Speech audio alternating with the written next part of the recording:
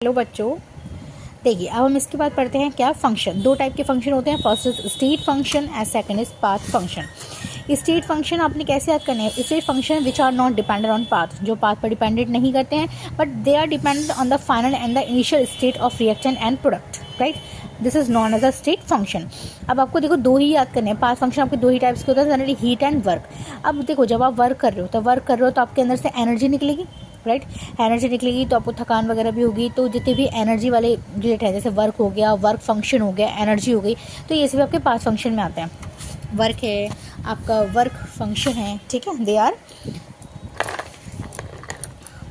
Path function.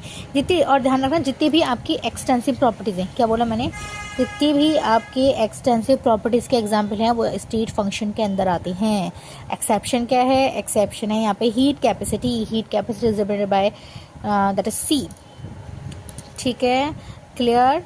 Formula of C is equal to D Q upon D T, इसके through आप निकाल सकते हैं, ठीक, क्लियर। अब बढ़ते हैं आगे। तो हमने पढ़े दो टाइप के function, that state function and path function, ठीक है।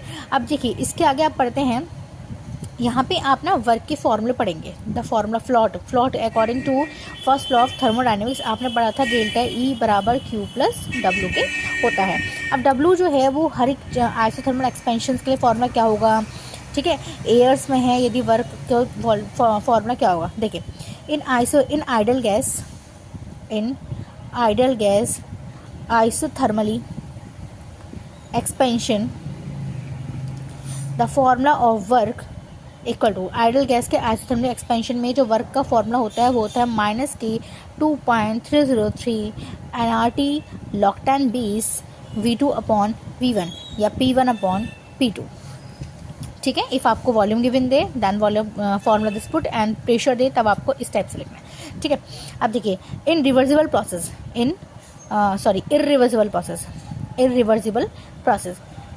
प्रोसेस है। अब जिसको नहीं पता है, ये होता है रिवर्सिबल और ये होता है इरिवर्सिबल, ठीक है। रिवर्सिबल दोनों डायरेक्शन में चलता है और इरिवर्सिबल एक ही डायरेक्शन होता है। जैसे आपके जो आप कहते हैं कि यूनिवर्स का एंट्रोपी जो है वो कंटिन्यूसली इंक्रीज कर रहा है, क्यों? क्योंकि यूनिवर्स में जितने भी प्रोसेस होते हैं वो कंटिन्यूस होते हैं प्लस इर्रेगुलर होता है। जैसे झरना गिर रहा है, बारिश गिर रही है। अब ऐसा तो नहीं है कि बारिश गिर रही है और ऊपर बैग जा रही है, नहीं, बारिश गिर रही है, झरना लगातार गिर रहा है, ठीक है। तो ये सभी आपके इरिवर्सिबल प्रोसेस है। तो इरिवर्सिबल प्रोसेस के लिए आपका वर्क का फॉर्मूला होता है W is equal to -P delta V, ठीक है। डेल्टा V क्या होता है? That is V2 minus V1। तो the formula is W is equal to -P V2 minus V1, clear. आगे बढ़ें, आगे देखते हैं इन एयर।